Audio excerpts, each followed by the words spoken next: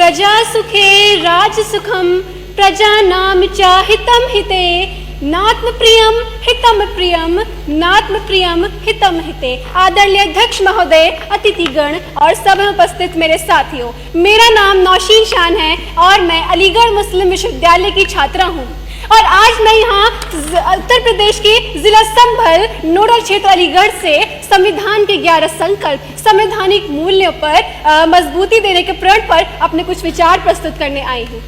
माननीय प्रधानमंत्री श्री नरेंद्र मोदी जी ने 14 दिसंबर 2024 को लोकसभा में संविधान गौरवशील यात्रा पर चर्चा के दौरान विकसित भारत के लिए 11 संकल्प प्रस्तुत किए, जो कि आरक्षण, महिलाओं के नेतृत्व में विकास, भ्रष्टाचार के प्रति जीरो टॉलरेंस आदि जैसे संकल्प शामिल हैं। अध्यक्ष महोदय, यह संकल्प हमारे संवैधानिक मूल्यों जैसे न्याय, स्वतंत्रता, समानता आदि को सुदृढ़ मार्गदर्शन प्रदान करते हैं। इन संकल्पों को अपने दैनिक जीवन में ग्रहण करके हम एक विकसित भारत का निर्माण कर सकते हैं। युवा देश का भविष्य है और इन्हीं संकल्पों के माध्यम से वे इन्हीं संकल्पों को आत्मसात करके राष्ट्र निर्माण का में सक्रिय भागीदार बन सकते हैं। किंतु अध्यक्ष महोदय, अधिकांश युवा तो संविधान की गहराई से ही वंचित है कि मैं भारत देश की बेटी हूँ, हरगिज डर नहीं सकती और आवाज उठाना हक है मेरा, पीछे हट नहीं सकती। कभी कभी ये संकल्प केवल औपचारिकता बनकर रह जाते हैं। अध्यक्ष महोदय, ये संकल्प को लोग केवल एक दिन की रस्म समझकर ही भूल जाते हैं। संकल्प लेना आसान है, किंतु उन्हें अपने दैनिक जीवन में उतारना अत्यधिक मुश्किल। उदाहरण स्वरूप, भ्रष्टाचार मुक्त भारत का सपना तभी सार्थक होगा जब प्रत्येक युवा, प्रत्येक नागरिक ईमानदारी से कर्तव्य करे। अध्यक्ष महोदय, यह बिल्कुल सटीक बात है कि जब हम कोई बड़े स्तर पर निर्णय लेते हैं तो उसमें कठिनाइयां तो आती ही हैं, किंतु उनका समाधान भी होता है। 2047 तक इन संकल्पों के माध्यम से देखा गया सपना भले ही पहाड़ जैसा लगे, किंतु याद रखिए कि पहाड़ भी आशा के छोटे कंकड़ से बना होता है। अंत में अपनी वाणी को विराम लगाते हुए मैं बस यही कहना चाहूंगी अध्यक्ष महोदय कि प्रत्येक युवा का ये उत्तरदायित्व होना चाहिए कि वह इन संकल्पों को केवल नारेबाजी न समझे, बल्कि इन्हें अपने दैनिक जीवन में उतारे, अपनी दिनचर्या में उतारे, अपने व्यवहार में उतारे। और यदि वे ये चाहते कि उनके मुंह में खाने का निवाला देकर पचाने का काम भी कोई और करे तो यह तो असंभव होगा। अध्यक्ष महोदय, स्वामी विवेकानंद जी के कुछ बोल द्वारा विराम देना चाहूंगी कि उत्तिष्ठ जागृता प्राप्य वरान निबोधतः, यानी उठो, जागो और अपनी लक्ष्य की प्राप्ति करो। और ये हर एक युवा के लिए है, इस भवन में बैठे प्रत्येक व्यक्ति के लिए है। जय हिंद, जय भारत, जय संविधान। Following up next is Rimsha Afreen from Aligarh. हम चाहे दुनिया का सबसे सुंदर संविधान क्यों ना रच ले, पर वो भी बेकार होगा जब तक उसे कारगर करने वाले लोग ना हो। नवंबर 26, 1949 को हमने अपने हाथ भविष्य निर्माण की एक कुंजी ली थी और आज फिर हम भारत के लोग एकत्रित हुए हैं ना सिर्फ उस कुंजी पर अपनी सक्षमता का हिसाब लेने। Greetings, honorable dignitaries, the respected panel of judges and esteemed members of the House. I, Rimsha Afreen, rise from the historic town of Aligarh to present my views on 75 years of the Indian Constitution, a journey of rights, duties and progress. I am speaking of a document which raised Ambedkar from the margins of a class to the hem of the nation, which believed in the judgment despite the illiteracy of its people. I am speaking of a charter crafted with prudence and thought.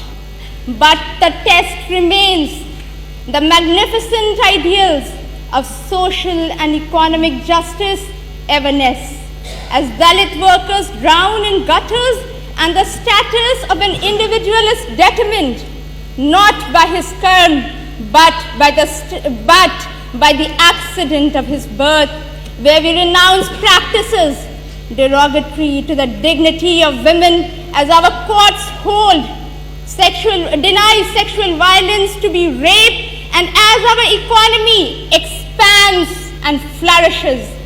73% of the wealth we make is garnered by those 1% at the top, the 670 million, poorest 670 million see a unit percent increase in wealth, and the number of our billionaires jumps from mere 9 in 2000 to 343 today. Now, my fellow countrymen, picture the last man in the row, the poorest and the weakest you have seen, and answer in what measure has his life improved. That indeed should be the guide, not just to our national life, but to all individual and collective endeavor. Thank you.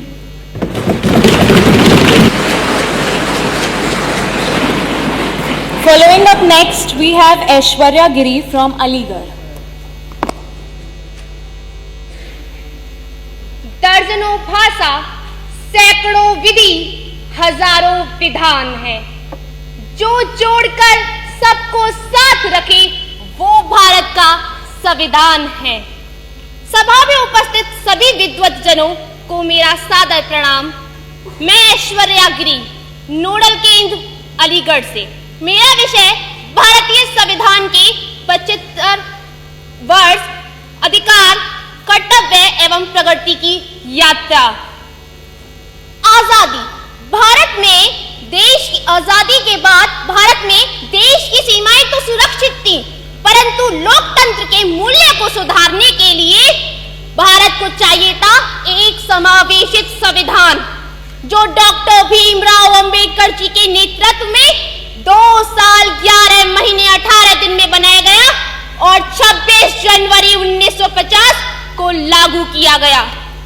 संविधान हमारे देश का एक पवित्र ग्रंथ है, जो सामूहिक और व्यक्तिगत स्वाभिमान को सुनिश्चित करता है और स्पष्ट करता है कि भारत लोकतंत्र की जननी है। इन 75 वर्षों में हमारे भारतीय संविधान ने लोकतंत्र को स्थापित करने में एक महत्वपूर्ण भूमिका निभाई है, क्योंकि यह सरकार की संरचना, नागरिकों के अधिकारों, शासन के बंटवारे को सुनिश्चित करता है, क्योंकि यह एक निष्पक्ष और जवाबदेही शासन व्यवस्था को सुनिश्चित करता है।